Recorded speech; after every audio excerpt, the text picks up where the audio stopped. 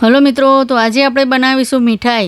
આ મીઠાઈ એટલી ટેસ્ટી અને સરસ બને છે કે મોઢામાં મૂકતા જ ઓગળી જાય છે તેવી મીઠાઈ આ તૈયાર થાય છે।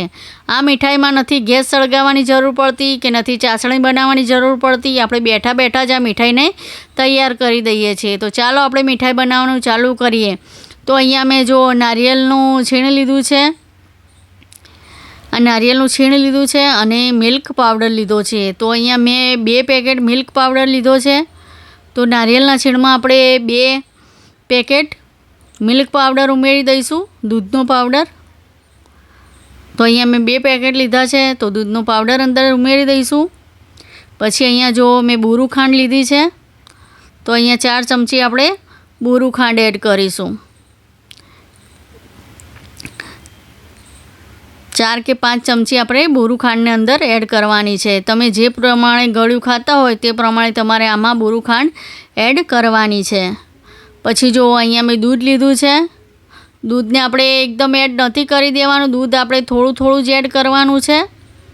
આ રીતે દૂધ એડ કરીને આ રીતે મિક્સ કરતા જવાનું। જો તમે વધારે દૂધ એડ કરશો ને અને ઢીલું થઈ જશે ને તો તમારી મીઠાઈ નહીં બને।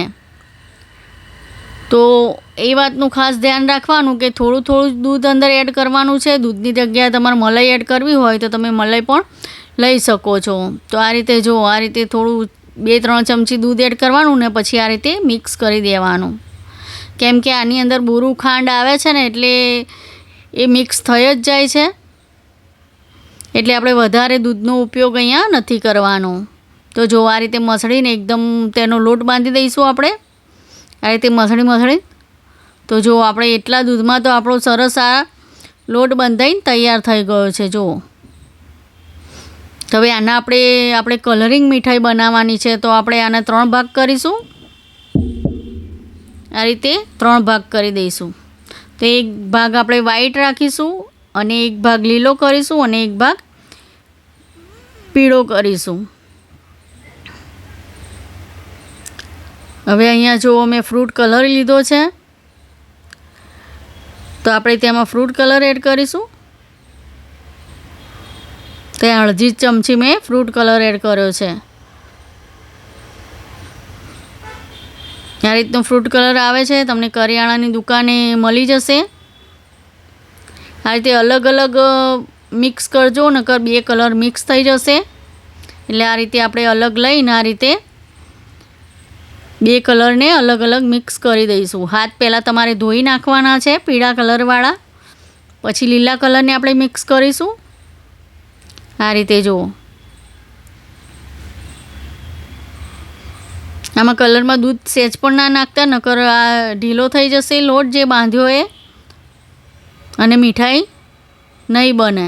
તે માટે આને આ રીતે જ કલરને મિક્સ કરી દેવાનો છે। તો જો અહીંયા વ્હાઈટ કલરનું આપણે આ ગુલ્લું બનાવ્યું છે। જો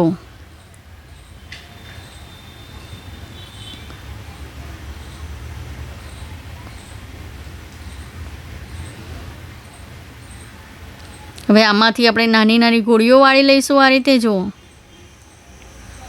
આ રીતે નાની નાની ગોળીઓને વાળી લેવાની છે।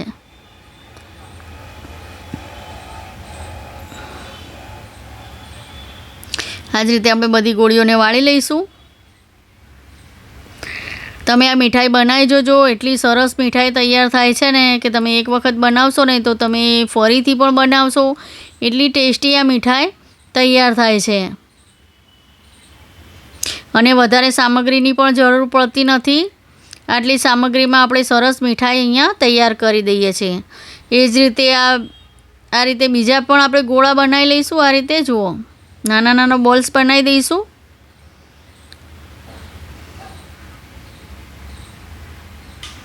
એટલું યાદ રાખવાનું કે હાથને ધોઈને જ પછી બીજો કલરના બોલ્સ બનાવીશું આપણે, નકર કલર એકબીજા જોડે ચોંટી જશે અને સારી મીઠાઈ નહીં દેખાય। તે માટે આ રીતે અલગ અલગ આપણે હાથ ધોઈને પછી અલગ અલગ આ રીતે બોલ્સ બનાવી દઈશું। હવે આપણે મીઠાઈને બનાવી દઈશું। તો જુઓ અહીંયા હાથમાં આપણે 3 ગુલ્લાને મૂકી દઈશું આ રીતે, અને પછી આ રીતે ગોળ બનાવી દઈશું. જો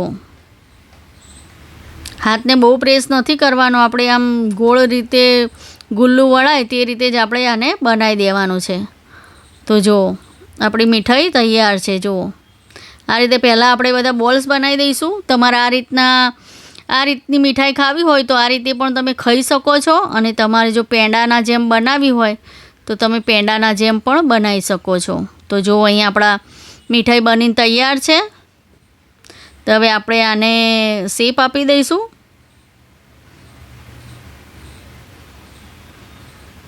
આપણે આ રીતે પેંડાનો શેપ આપી દઈશું. તો જો કેવી સરસ મીઠાઈ અહીંયા તૈયાર થઈ છે. નથી આપણે ગેસ સળગાવ્યો, કે નથી આપણે ચાસણી બનાવી, કે નથી અંદર ઘી એડ કર્યું. આપણી મીઠાઈ એમને મજા તૈયાર થઈ ગઈ છે. જુઓ તો જો આ રીતે દબાઈને આ રીતે આપણે પેંડાના શેપમાં વાળી દઈશું. અને તમે પેંડા બી કહી શકો છો. તો જુઓ કેવી સરસ આપણી મીઠાઈ તૈયાર થઈ છે. આ રીતે ચોક્કસથી બનાવજો, ખૂબ સરસ મીઠાઈ તૈયાર થાય છે. તમે એક વખત બનાવશો ને તો તમને ફરીથી પણ બનાવવાનું મન થશે. જો વિડીયો સારો લાગે તો મારી યુટ્યુબ ચેનલને લાઇક, સબસ્ક્રાઈબ અને શેર જરૂરથી કરજો. કમેન્ટ કરીને મને કહેજો કે તમને આ વિડીયો કેવો લાગ્યો. તો બધાને મારા તરફથી જય મા લક્ષ્મી અને જય શ્રી કૃષ્ણ. મળીશું આપણે બીજા વિડીયોમાં. તો જો દેખાય છે પણ સરસ, અને બનીતી પણ ટેસ્ટી. તો આપણી ટેસ્ટી મીઠાઈ અહીંયા તૈયાર છે. જો હું તમને તોડીને પણ બતાવી દઉં. જુઓ કેવી સરસ બની છે. તમે બનાવીને ખાઈ જોજો, પછી ટેસ્ટનું ખબર પડશે કે કેટલી ટેસ્ટી મીઠાઈ આ તૈયાર થાય છે. તો મળીશું બીજા વિડીયોમાં.